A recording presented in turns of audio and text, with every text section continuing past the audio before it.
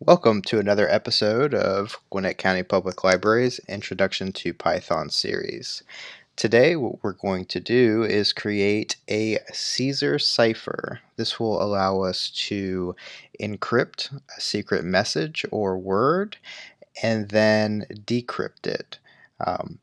In order for the Caesar cipher to work, we'll also need the person writing the code, the secret code, also writing the code, but we'll need to provide a key. So we're going to walk through the steps, and here we go.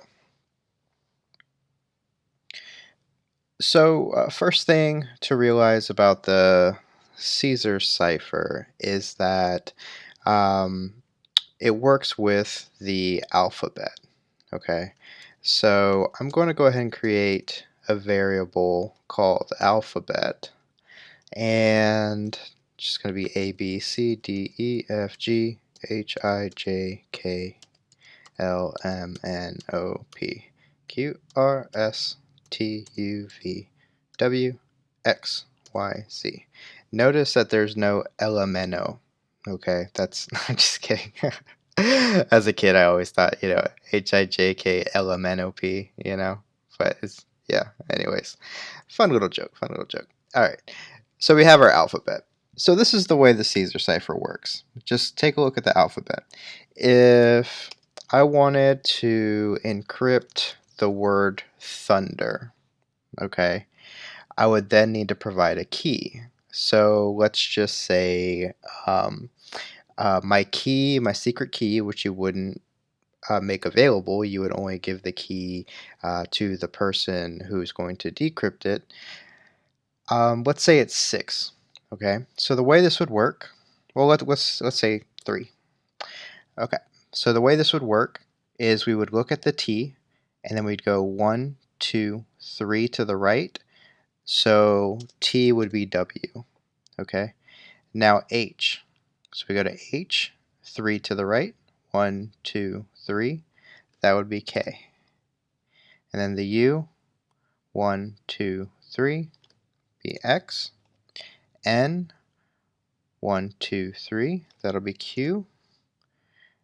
D, 1, 2, 3, which is G. E, 1, 2, 3, which is H. And then R, 1, 2, 3, which is U. So this is what the encrypted version of Thunder would be, right? So this is the message that the super secret agent would send to his contact. But he would also send to his contact the key 3. Now, probably not in the same message, but the other person would know that the key was 3. And then to decrypt it, what do you think they'd do? Well, they'd look at the W, they know the key is 3, and then go 1, 2, 3, and go backwards, and then you have T, and then you got the K, right? So 1, 2, 3, and then you get the H, etc., etc. Okay, so that's the way it works. So now let's think about our code, and we're going to use a little bit of everything that we've covered in these GCPL Python videos. So the first thing that we're going to need, and we're going to keep this alphabet variable. So we're going to use create a variable for a user message. So we go user message equals input, enter your secret message.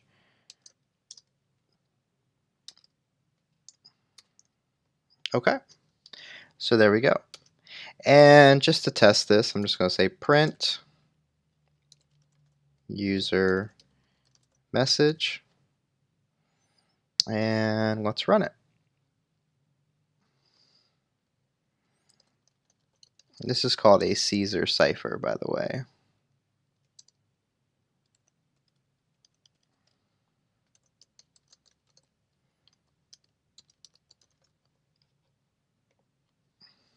So enter your secret message, say thunder, and you'll see that it prints out thunder. Okay, we can get rid of this write your code here. That was just something exclusive to this editor.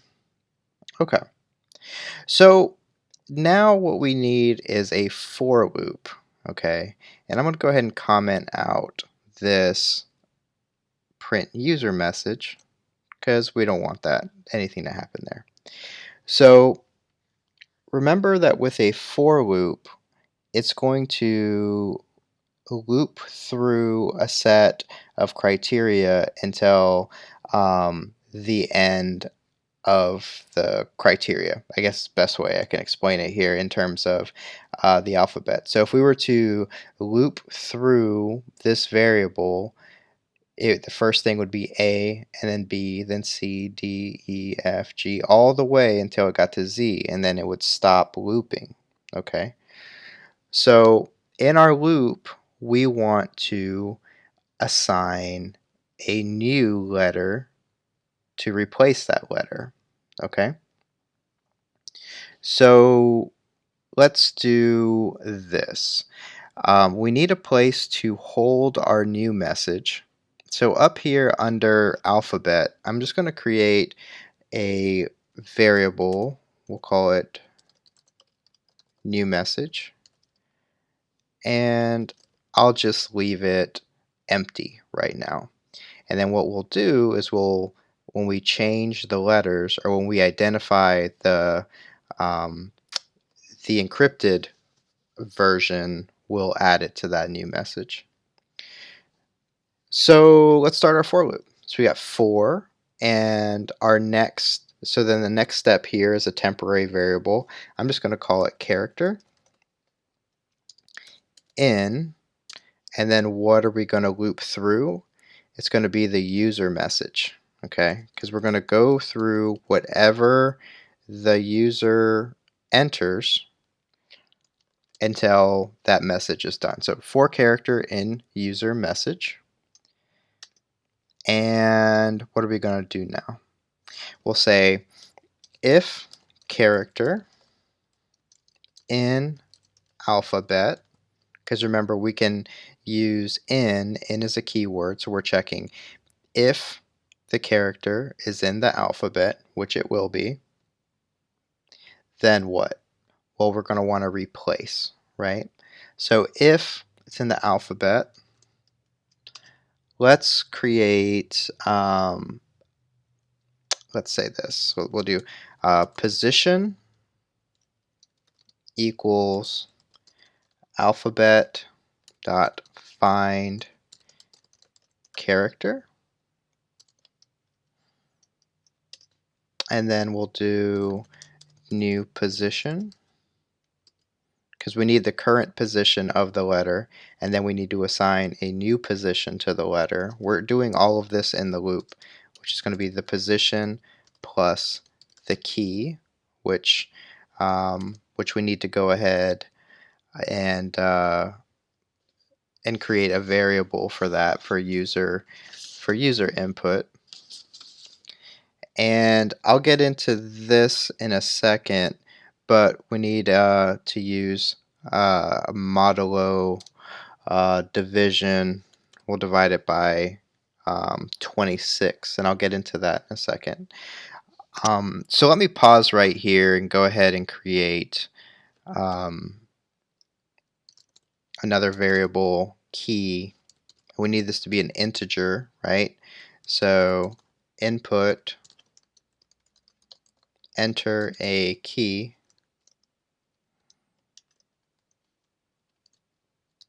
There we go. All right. So now we can reference that key here. Okay. And then we want to, what's the new character going to be? So we'll do new character equals alphabet new. Whoop, since we're talking index, we need our brackets. New position.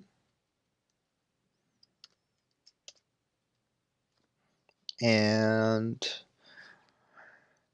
let's see, we got our new character, our new position, and then we need to add that new character to our new message that we created, our blank message up here. So we'll do that by saying new message plus equal new character. Okay, and then what we're gonna do here is, well, actually, I'll pause here. So remember that with new message, when I'm doing new message plus equals new character, this is the same exact thing as saying new message equals new message plus new character. Okay, so it's the same exact thing. This is just cleaner to do plus equals. Okay. All right. So I'm going to then break out of the for loop, and to break out of the for loop, we just make sure to get out of the indent, and I'm going to say print, and I'm going to use some concatenation, your new message is, and then here let's new message is, and we'll say new message, but we need to make sure we have our string. So we're taking a string, we're adding our variable, and there we go. Let me zoom out a little bit. Okay. Let's go ahead and run it. Enter your secret message. I'm going to say thunder, enter a key 3, and then you see that just like when we did it manually, it took, we checked the T, right? T 1 2 3, W, H 1 2 3, K, etc., etc. Okay, so let's just look at the logic here really quick. So we're looping through everything in Thunder, right? So for character in user message, T is the character. So now I'm saying position, find that character. So which character am I finding? Well, the first one is T. So the position is 0, because remember we go 0, 1, 2, 3, 4, 5, 6 when the indexes. So then our new position is going to be 6, or excuse me, 0 plus the key, which is 3. And then we're going to use the modulo 26. And just to show you what that does, I'm going to comment everything out and just do some simple math here.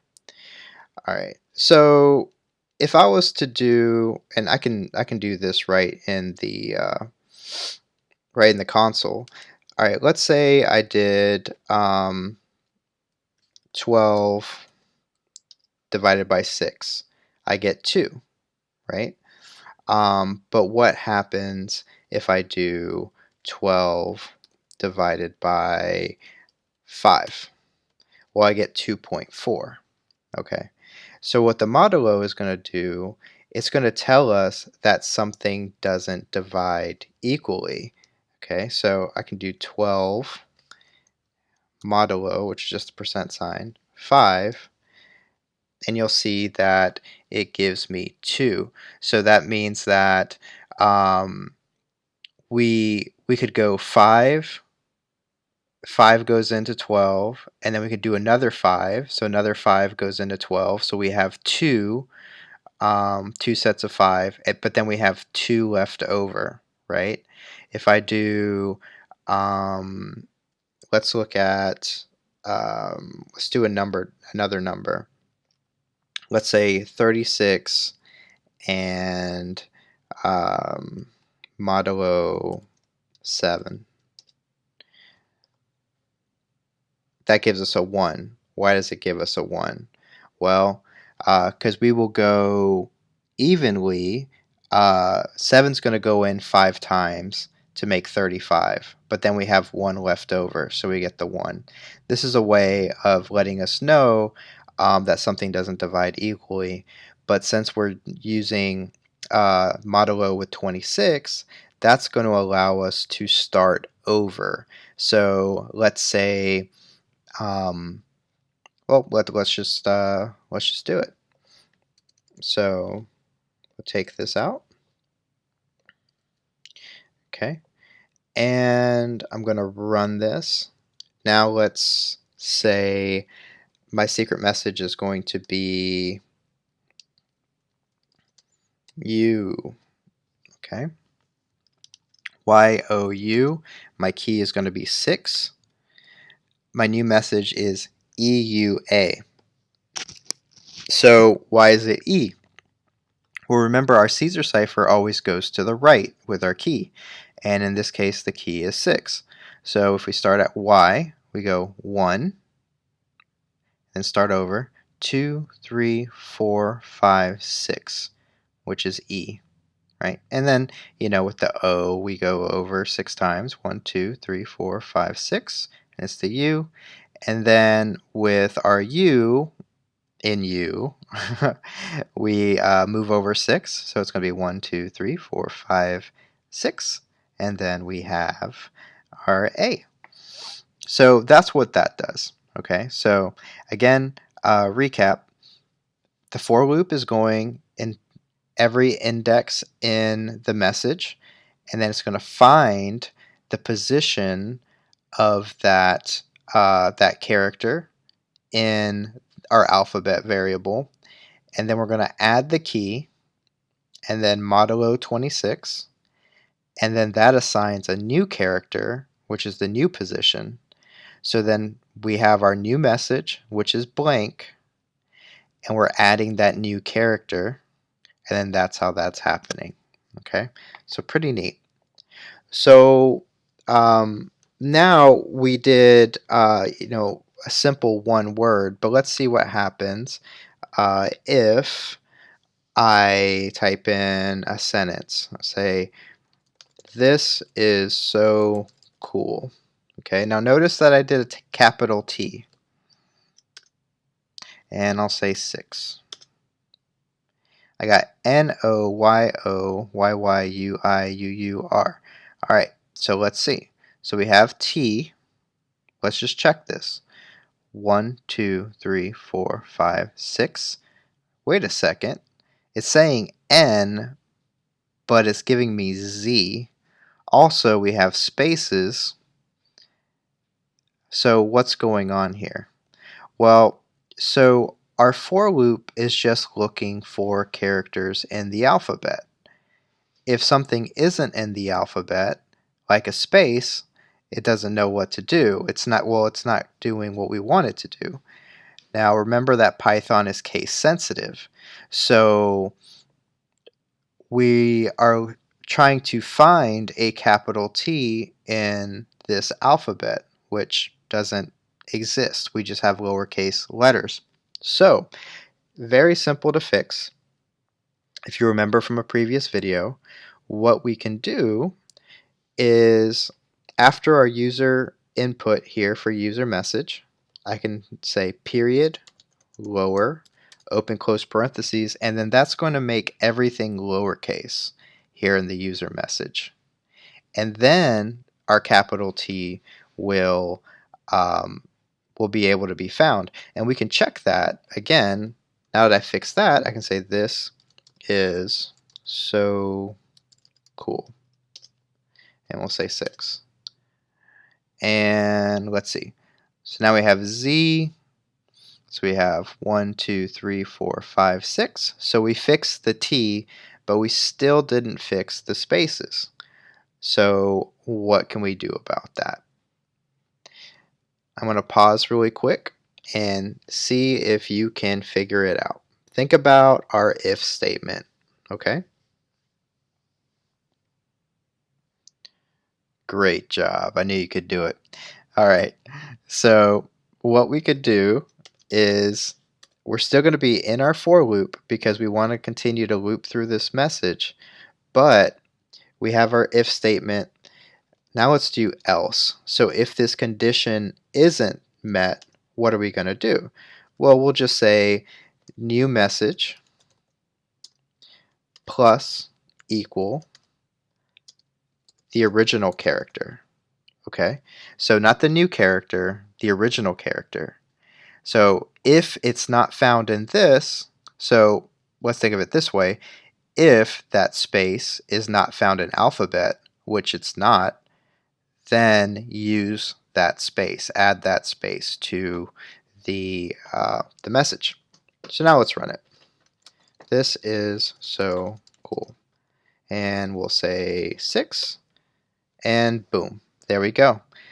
So now we have this space is space so space cool. Now I'm going to pause here and see if you can figure out how to decrypt the message. So we have a way to encrypt the message. Now decrypt it.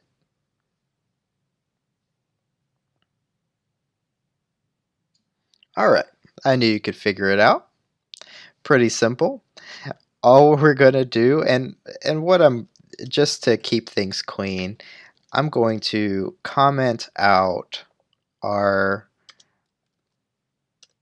little program that encrypts the message, and I'm just going to copy this.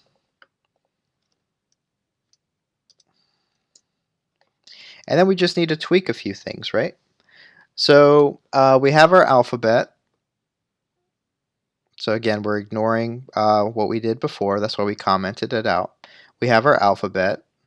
We have our new message. We have our user message. We have our lower. We have our key. We're still going to need the key. And then let's take a look at our for loop. So the position, we're finding the character. That stays the same. But before we were adding a key, now we're subtracting the key, right? And everything else should stay the same, right? And we can test it. So now what I'm going to do is we're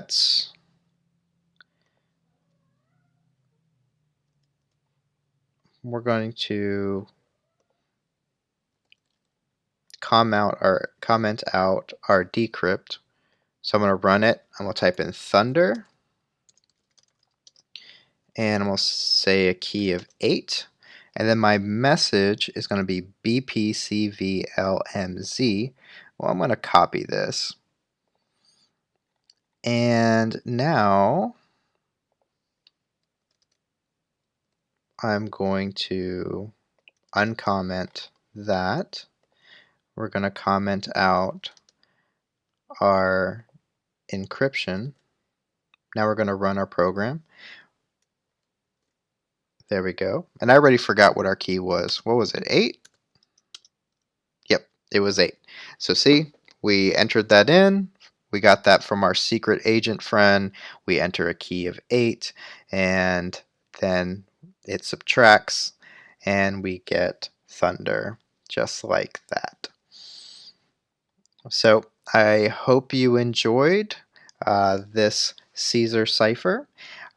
We've talked about functions before. What I recommend you do is put each of these in their own function, and then you can encrypt and decrypt on command. So I encourage you to try that when you have some time. Thank you, and be sure to subscribe for more Python videos in the future.